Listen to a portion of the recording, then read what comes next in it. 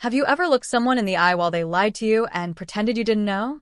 Have you ever watched betrayal unfold like a movie, frame by frame, knowing the plot, but waiting for the right moment to rewrite the ending? That's exactly what I did. My name is Samantha Blake, and until 3 months ago, I believed in fairy tales. Not the kind with crowns and castles, but the kind where love was supposed to feel safe. Where trust was a two-way street. Where you looked at someone and believed what they said simply because it was them. He was my person. Or so I thought. It all started on a regular Thursday.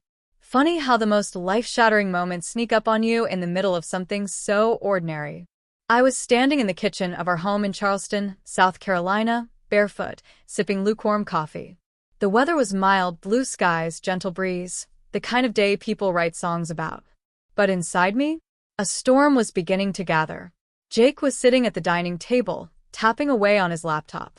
He looked calm, collected, normal. Too normal. That should have been my first clue. He'd been working late a lot lately, but that morning he was home. Oddly attentive. His lips curled into a soft smile when our eyes met. "Morning, babe," he said. "You sleep okay?" I nodded, blinking slowly. "Yeah. You?" He stretched and yawned, fingers running through his dark hair. "Knocked out. Dreamed I was on a beach with you. Just the two of us." I smiled. But inside I was screaming. Because the night before I had found something. I hadn't been snooping. I swear. I was searching for a PDF file on his computer, something he'd asked me to help with for work. But when I opened the downloads folder, a series of unfamiliar images loaded up. Screenshots. Dozens of them.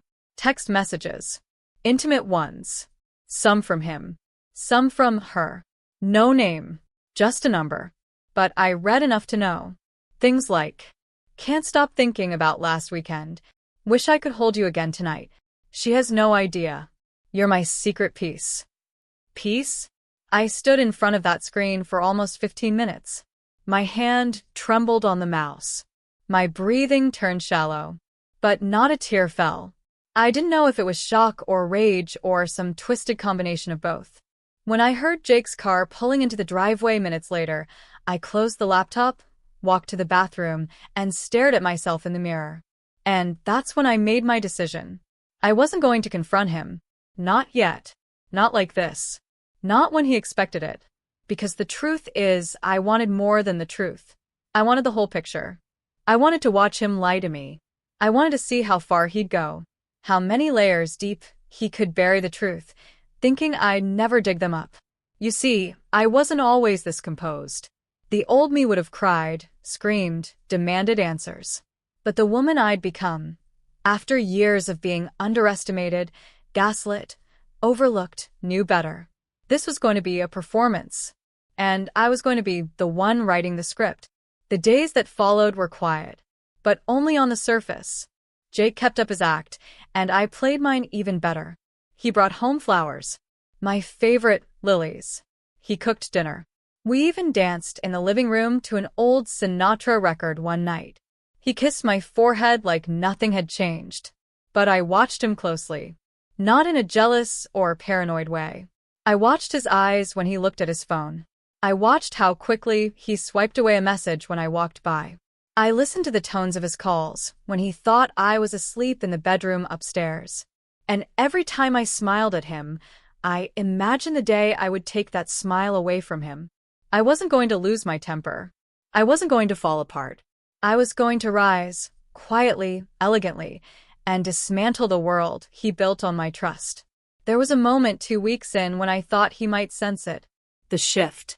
He walked into the room, paused, and looked at me strangely. "You're quiet lately," he said. "Everything okay?" I nodded. "Just tired. Work's been a lot." He tilted his head and studied me for a beat longer than usual. "You sure? You don't seem like yourself." I almost laughed. "That's because I'm not. Not the version of me you think you can lie to and manipulate." But I said nothing.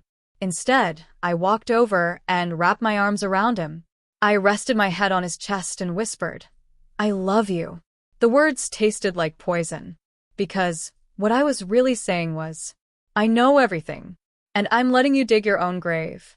Some nights, I'd lie awake next to him and replay all the signs I missed. The late-night calls he said were work emergencies. The way he'd change the subject every time I brought up the future. How he flinched when I touched his phone. But I didn't dwell on regret. I focused on the plan. I started journaling, carefully documenting everything. Dates, times, words, expressions. I used a locked app on my phone so he'd never suspect. I started tracing the pattern. When she'd message, when he'd disappear, how long it took for him to reply. I also started asking quiet questions. To him. To his coworkers. Even to his sister, Emily, who always adored me. I kept my tone casual, curious. Never confrontational. And then one day, the universe handed me a gift. Jake left his iPad at home. He rarely did. It was his sacred second brain. But he rushed out late for a meeting, kissed me goodbye, and forgot it charging on the kitchen counter. I stared at it for a full 10 minutes. Then I opened it. No password. Big mistake. Within 5 minutes, I found the photos. Not many, but enough. Her face. Her name. Her Instagram handle. A heart-shaped birthmark on her shoulder. My breath caught. Not out of jealousy, but because she looked nothing like me. I had imagined she might be younger, maybe glamorous, bold. But she looked insecure. The kind of woman who needed constant validation. And Jake, he was always good at offering just enough to reel someone in. What shocked me more than her face, though, was the message thread. The one where he wrote, "She's starting to feel distant. I think she's pulling away. But I don't want to lose you." So now I was the villain? I stared at that screen, heart thudding. He was already laying the groundwork, making her the comfort, making me the burden. That's when I knew this wasn't just a mistake. This was a game, and I was going to win. I spent the rest of the afternoon crafting my next move. I wasn't going to send her a message. I wasn't going to explode his world with a single truth. I was going to create a story so flawless, so poetic in justice, that neither of them would see it coming. And neither of them would forget it. Ever. Because some betrayals don't deserve confrontation. They deserve calculated exposure. And I was just getting started. I wasn't born to be vengeful. In fact, if you had met me just a few years ago, you might have described me as soft. The kind of woman who believed in giving second chances, who'd rather make peace than make a point. But life doesn't let you stay soft forever. Not when the world keeps testing how much you can endure. My name is Samantha Blake, but everyone calls me Sam. I grew up in a quiet suburb outside of Savannah, Georgia, in a little white house with a picket fence and a swing in the front yard. I was the only child of two incredibly hardworking parents. My mother was a schoolteacher. My father owned a small hardware store. They raised me with love, discipline, and dreams as wide as the horizon. From a young age, I was a romantic. I journaled about love long before I ever experienced it. I believed in soulmates. I believed in forever. I believed that if you gave your heart to someone, they would cherish it like a sacred gift. I carried that belief into adulthood like armor. And it worked. Until it didn't. After college, I moved to Charleston, chasing a job offer in digital marketing. It wasn't glamorous, but I was good at it. I quickly climbed the ranks, not because I was loud or aggressive, but because I listened. I understood people. I knew how to read between the lines, how to connect with emotion. That's probably what drew Jake to me. I met Jake Weston at a corporate networking event. He was tall, with warm brown eyes and a voice that could talk a bird out of a tree. He was smooth but not slimy, charming, but with just enough roughness around the edges to seem real. He worked in IT consulting, managed big clients, and spoke in a calm, confident tone that made you feel like everything would be okay. We ended up talking at the bar for nearly 2 hours that night. He asked questions, not just about what I did for work, but about where I saw myself in 5 years. About my childhood. About what scared me. About what made me laugh. I fell for him fast. And he knew exactly how to make the fall feel like flying. Jake and I moved in together just over a year into dating. People said it was fast, but it felt right. We picked a cozy townhome on the east side of Charleston, close to both our offices. I decorated the space with soft colors, vintage frames, and fresh plants. Jake installed smart home systems and created a mood playlist that played every evening when we came home. We built a life that looked perfect from the outside. Even from the inside, for a long time. He remembered anniversaries, brought home wine after long days, and kissed my forehead before bed. He made me laugh until I cried. He called me sunshine, even when I was a mess. He made me believe I was safe. And maybe I was, until he decided I wasn't enough. Our relationship had its cracks, of course. All relationships do. There were times when Jake pulled away emotionally. He'd go quiet, distant. I'd ask if everything was okay, and he'd say, just work stress. Or just tired. I never pushed too hard. I trusted him. Then there were moments I'd catch him glancing at his phone too quickly, locking it when I entered the room. Or those times he claimed his meetings were running late, but wouldn't FaceTime me from the car because it was too loud. Still, I brushed it off. Because I loved him.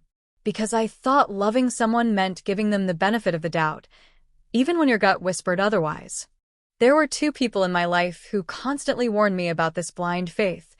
Mia, my best friend since college, and Aunt Lila, my father's younger sister, who practically helped raise me after my mom passed. Mia was sharp, sarcastic, and never afraid to tell the truth. You always give people too much credit, Sam, she'd say.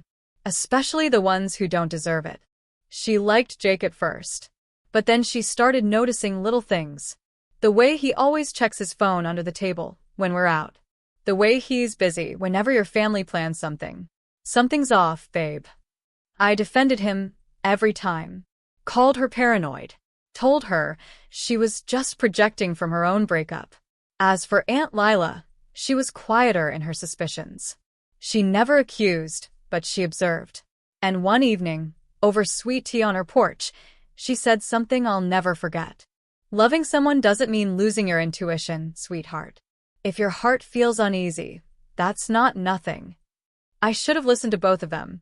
Jake's family, on the other hand, adored me. His mom used to call me her future daughter-in-law at every holiday dinner. His younger sister Emily, a college student with a bubbly personality, often called me for advice about her career or love life. I treated them like my own. I brought wine to every family gathering, remembered birthdays, helped decorate their Christmas tree. That's what made the betrayal even colder. Jake didn't just lie to me. He lied to everyone. He built a life with me while living a secret behind my back. And I wasn't just embarrassed, I felt played. Like I had been a prop in a performance he was directing for someone else's applause. The worst part? I had dreams with Jake. Real ones. I imagined marrying him on a vineyard in the Carolinas. I imagined late-night drives with music blasting and rainy Sundays baking cookies barefoot in the kitchen. I imagined a child someday, maybe a girl, with Jake's eyes and my stubborn heart. But all of that began to feel like fiction the moment I read those texts. The moment I saw her heart emoji replies. The moment I realized he wasn't who he claimed to be, not really. That's when the shift began. That's when Samantha Blake, the soft, hopeful girl, started becoming someone else. Someone smarter. Someone colder. Someone who wasn't afraid to burn the whole lie down, slowly and silently. I want to be clear. I didn't become vengeful overnight. There was a stretch of days, maybe even weeks, where I still wanted to believe there was a misunderstanding. That maybe the texts were old. That maybe it wasn't romantic. That maybe it was some cruel joke. But denial is a weak drug. And my high wore off quickly. What replaced it was resolve. Not rage. Not heartbreak. Resolve. Because I knew something most people don't. Sometimes, the best revenge is not confrontation. It's clarity. I didn't want to scream.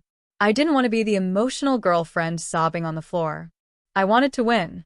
And the first step to winning is knowing the game better than your opponent. So, I started preparing. I built emotional distance in small steps. I told Jake I was focused on a new project at work, long hours, intense deadlines. That gave me space. Time alone. Time to think. Time to research. I reconnected with Mia, told her everything I had found. She was furious, but more than that, She was ready to help. We made a plan. She'd help me track patterns. I'd gather digital evidence. Not to ruin him, but to own the story. I wasn't going to be the woman who was lied to. I was going to be the woman who turned betrayal into brilliance. There's a strange kind of silence that follows betrayal, not the peaceful kind, but the kind that buzzes in your ears, like a warning. Once I accepted that Jake had been lying to me, that silence became my strategy. No yelling. No accusations. No confrontation. Just quiet. And in that quiet, I planned. Jake had no idea that I had seen the messages. It happened late one Friday night when he went to bed early, claiming he had a migraine. His phone had buzzed 3 times before I noticed it. I never used to check his phone. Never even considered it. But that night, something in me shifted. Maybe it was instinct, maybe it was exhaustion, maybe it was fate. The lock screen showed a message from a contact saved as Ray. I didn't recognize the name. I opened it.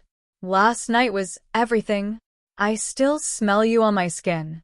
I stared at it, feeling the air get heavy around me. There were older messages, too. Flirtations, late-night voice notes, even a blurry photo that made my stomach twist. Ray was real. She was intimate. She was active in his life. And I was being played like a fool. But I didn't wake him up and scream. I didn't cry. Instead, I slid his phone back on the nightstand and went to the guest bathroom. I locked the door, sat on the edge of the tub, and stared at the wall for a long, long time. Then I opened my notes app and typed one sentence. He doesn't know I know. That became my mantra. The next morning, Jake made pancakes and kissed my forehead like nothing had changed. He asked if I wanted to go hiking next weekend. I smiled and said, sure. Inside, I was steel. I began tracking everything, his texts, his calls, the timing of his absences. I created a log. Mia helped me set up apps that mirrored cloud backups. I saved screenshots. I recorded audio when he took calls in other rooms. Bit by bit, I built a digital truth file. Not for the courts. Not for revenge porn. Just for me. Because I refused to let anyone rewrite the narrative. As I gathered information, I began learning more about Ray. She wasn't a stranger. She worked for one of Jake's clients, a marketing liaison from Tampa. She had met him at a conference 6 months earlier.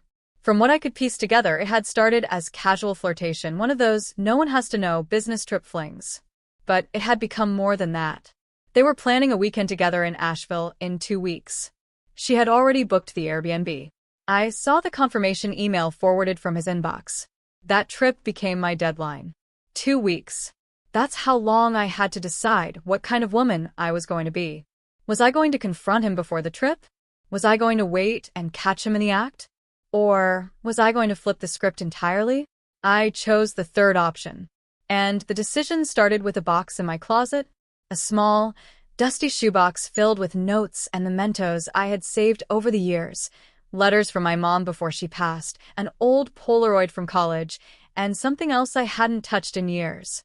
A journal I kept after a leadership retreat. At the time, I had written down goals, affirmations, lessons on emotional intelligence, negotiation, and power dynamics. One quote in particular jumped out at me. You don't win by shouting. You win by knowing what the other person thinks you don't know, and using it to control the narrative.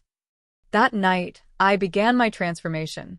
I started mirroring Jake's behavior. Not in deception, but in distance. If he was quiet, I was quieter. If he canceled a plan, I pretended to be too busy to notice. I started going out more, taking solo walks, visiting Aunt Lila more often, even reconnecting with old friends. I started wearing lipstick again. Red. Bold. Intimidating. He noticed. Everything okay, Sam? He asked one night as I got ready to go out alone. I smiled. Yeah, just finally taking care of myself. That unsettled him. I could tell. He wasn't used to me prioritizing my own needs. The weekend before his planned trip with Ray, he got nervous. He started being overly sweet, bought me flowers, cooked my favorite meal, even suggested we take a vacation, just the two of us. I played along, smiled, Kissed him. let him believe everything was normal. Then I secretly booked my own trip. to the exact Airbnb they had reserved. I called ahead, posed as Ray, and accidentally canceled the original reservation. Then I rebooked it under my name, with an extra surprise waiting in the living room, a hidden camera facing the front door. It was risky. It was bold. But I wasn't scared anymore. I was prepared. That week dragged like molasses. Every glance, every kiss from Jake felt like a performance. And I knew I was playing the better role. The night before he left, I gave him a hug so tight he looked guilty. "Be safe," I whispered in his ear. "And don't forget who's waiting for you." He laughed nervously and nodded. "Of course. Always." I watched him drive off the next morning. Then I got in my own car and followed. I didn't stay long in Asheville. I just waited long enough. Long enough to record his arrival. Long enough to see Ray jump into his arms. Long enough to capture a few clear images through the window. Then I left. I didn't need to witness the rest. I had what I came for. And now I could move on to phase 2. Phase 2 wasn't public shaming. It wasn't some dramatic confrontation. It was control. When Jake returned 2 days later, I greeted him with a warm smile. Cooked him dinner. Asked how the conference had gone. He lied without blinking. I nodded. Inside, I was done. The next morning, I left early for work, but instead of the office, I drove to a lawyer's office. Not for a divorce. We weren't married. But I had invested money into a joint property we'd bought 6 months ago. My name was on the paperwork. So, I hired the best real estate attorney in Charleston and began filing for full ownership transfer based on breach of agreement and personal misconduct. Jake had no idea. I also went to our HR department. Jake and I worked for sister companies under the same corporate umbrella. I asked discreetly if I could file a conflict of interest report about a romantic relationship he'd been hiding with a client liaison, which violated contract policy. They took it seriously. It was enough to trigger an internal audit. Still, I said nothing to him. I just watched the dominoes begin to fall. Over the next week, things unraveled for Jake quickly. His client relationship was flagged. His weekend conference was questioned. He was pulled into meetings. His behavior suddenly wasn't so confident. At home, I was sweet as sugar. Until one evening, I sat him down and handed him an envelope. Inside was a printed photo, Jake and Ray, wrapped in each other's arms in the Asheville cabin. He froze. "Samantha? I can explain." I raised a hand. "No, you can't. And you won't." His face turned pale. "I'm not here to fight, Jake," I said calmly. "I'm here to inform you. I know everything. And I've already taken steps to secure my part of the house, my career, and my future." He was speechless. I leaned closer. "And by the way, you were recorded. So don't even think about spinning this." He slumped back in his chair, silent. I stood up, took a deep breath, and smiled. "You taught me a lot, especially about who I don't ever want to be. Thank you for that." Then I walked out. The morning after I handed Jake that envelope, I stood in front of the mirror and studied my reflection like I was meeting myself for the first time. I didn't look broken. I didn't look angry. I looked free. But the story wasn't over. Because freedom, true freedom, comes not just from walking away, but from standing through the storm without letting it define you. Jake didn't call that day. Didn't text. Didn't come home. I assumed he was hiding, panicking, maybe trying to spin a story to salvage his job, or whatever scraps of his reputation were left. But I didn't chase. I had already begun the quiet process of reclaiming my life. That weekend, I met Mia at our favorite cafe downtown. She knew everything now, every twist, every secret, every move I had made. She stirred her coffee and looked at me with a grin. "You didn't just walk away from a liar. You dismantled a whole system built to keep you quiet." I smiled, but there was something deeper behind her words. Power. Transformation. A sense of knowing I'd never be the same again. The next week, Jake finally reached out. He showed up at the house one evening, his car pulling up slow, headlights dimmed, as if he was trying not to disturb the version of me that had already evolved. I opened the door. He looked wrecked. Eyes red. Shoulders sunken. clothes wrinkled like he hadn't changed in days. "Samantha," he said, barely above a whisper. I didn't respond. "I lost my job," he continued. They investigated the whole thing. Ray was fired, too." I nodded slowly. "I know. You set me up." "No," I corrected. "You set yourself up. I just made sure no one covered for you." He ran his hands through his hair. "You were supposed to scream, or cry, or hit me, not this." "That would have made it easier for you," I said flatly. "Made you the victim of an emotional woman instead of the architect of your own destruction." He blinked hard. "What now?" I tilted my head. "Now? You pack what's yours and go." "But the house. My attorney's already drafting the transfer paperwork. You don't have to sign it, but if you don't, I'll make sure every detail of what you did finds its way to every potential employer you reach out to." His mouth opened, then shut again. He knew I wasn't bluffing. And I wasn't doing it for revenge. I was doing it for peace. The next 2 days were quiet. He came back with boxes and started packing. No yelling. No pleading. Just silence. Maybe a few glances when he thought I wasn't looking. Maybe a realization that he had never really seen me for who I was. And now it was too late. That Sunday he was gone. His closet empty. His toothbrush gone. His jacket missing from the hook near the door. I stood in the hallway for a moment just listening. Not for him. For me. For the sound of stillness I hadn't felt in years. But it wasn't just about ending the relationship. It was about beginning something else. A version of myself that had long been buried beneath compromise, loyalty, and quiet suffering. I took a week off work after that. Not because I needed to grieve him. I didn't. I needed time to rediscover me. I made a list, nothing fancy, just a handwritten page with a title at the top. Things I forgot I loved. Painting. Rainy day bookstores. Old jazz music. Long baths. Making fresh lemonade. Wearing my hair natural. Singing in the car. Writing poetry. And little by little, I brought those things back into my life. Aunt Lila came over with pie and stories. She told me how she once left a man who gambled away her savings. How she'd started over in a one-bedroom apartment with no furniture and nothing but courage. "You're not the first woman to rebuild," she said. "But you'll be the one who teaches others how it's done." I never forgot that. Weeks passed. The papers were signed. The house was officially mine. The HR department sent a formal notice that the investigation had been closed. No appeals from Jake. No drama. Just closure. One evening, I was organizing a drawer and found something odd tucked behind old notebooks, a birthday card Jake never gave me. It was unopened. Inside was a message that read, "You're the strongest person I know. I just don't think I deserve you." I stared at it for a while. Then I folded it up, walked outside, and tossed it into the fire pit. Because strength isn't about being someone's inspiration. It's about being someone's standard, and refusing to lower it for people who don't meet it. The final turning point came when I got an invitation to speak at a local women's event.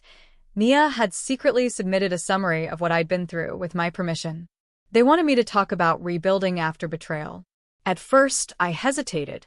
I wasn't sure if I had anything worth sharing. But standing on that stage, in front of dozens of women, some nodding, some crying, I realized something. My story wasn't just mine anymore. It was ours. I shared every detail. The pain, the silence, the planning, the patience, the final exit. And when I finished, the room erupted in applause. Not because I had gotten revenge, but because I had gotten clarity. Afterward, a young woman came up to me. She couldn't have been more than 23. She whispered, "I'm living with someone like Jake. But I thought if I left, I'd be alone." I held her hand and said, "Sometimes you have to lose the wrong person to find the strongest version of yourself." Her eyes filled with tears. That's when I knew. What I did wasn't just brave. It was necessary. Jake tried to text me once more, months later. A short message. "I still think about you. I hope you're okay." I didn't respond. Not because I was angry, but because I was peaceful. And peace doesn't beg for closure. One morning, I woke up and realized something profound. I wasn't waiting for karma anymore. I was the karma. Not loud, not vengeful, just steady, unshaken, rising. There's a certain kind of power that comes from being broken and still choosing to rise. A quiet, unwavering strength. Not the kind that needs to shout. Not the kind that needs revenge. But the kind that walks away with dignity and rebuilds. If you're listening to my story and something inside you feels familiar, if your gut is whispering that you've been tolerating too much, holding on to someone who doesn't see your worth, or staying silent just to keep the peace, then I need you to hear me now. You don't owe anyone your silence. You don't owe anyone your suffering. What you do owe to yourself is truth, and freedom, And peace. the night I let go of Jake was not the end. It was a beginning. I didn't know what would come next. I didn't have all the answers. But I had me. For the first time in a long while, that was enough. So many women are taught to forgive too quickly, to overlook red flags, to be the bigger person, to be patient, supportive, loyal, even when loyalty feels like self-sacrifice.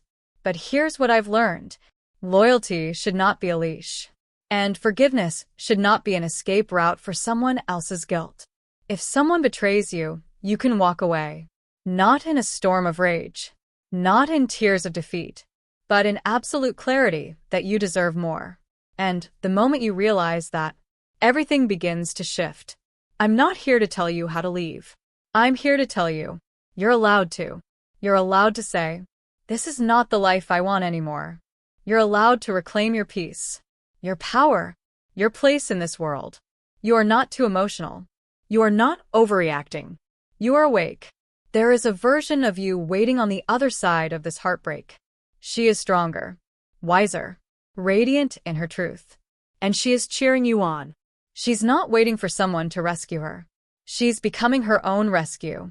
To the woman who's still holding on, to the one who's still checking their phone, waiting for an apology that won't come, to the one who's thinking, maybe if I had done more, been softer, quieter, more understanding. Let me say this with love and truth. You were never the problem. Their lies are not your burden. Their betrayal is not your failure. Their inability to love you right is not a reflection of your worth. And if you're wondering, what comes next? Here's the answer. You do. You come next. Your healing, your joy, your peace, your voice, your truth. You come first now. It won't always be easy. There will be days you second-guess everything. There will be moments where the silence feels too loud and the memories echo like ghosts. But then there will be days when you'll laugh again. Moments when you'll sleep peacefully through the night. Sunrises that feel like rebirth. New friendships. New dreams. A whole new you. And eventually one day, you'll look back on the pain, not with bitterness, but with gratitude. Because it led you here. To the version of you who doesn't beg. Who doesn't break. Who doesn't settle. The version who knows her worth in full. So I ask you this. What would happen if you stopped waiting for them to change and started changing your own life? What would happen if you stopped begging for love and started choosing yourself every single time? Don't let one betrayal write your story. Let it be the plot twist that made you unstoppable. Let it be the moment the heroine rose from the ashes and said, "This isn't the end. This is the chapter where I finally become me." Take your time. Feel what you need to feel. Grieve what needs to be grieved. But never, ever forget, you were never meant to be small. You were never meant to be second best. You were never meant to be someone's backup plan. You were meant to bloom, boldly, and love, deeply, and live, freely. I didn't get revenge on Jake. I didn't scream. I didn't post. I didn't burn it all down. I chose peace. I chose truth. And I chose me. Now it's your turn. So what will you do now, knowing that you hold the pen to your own story? Because your next chapter? It's going to be the most powerful one yet.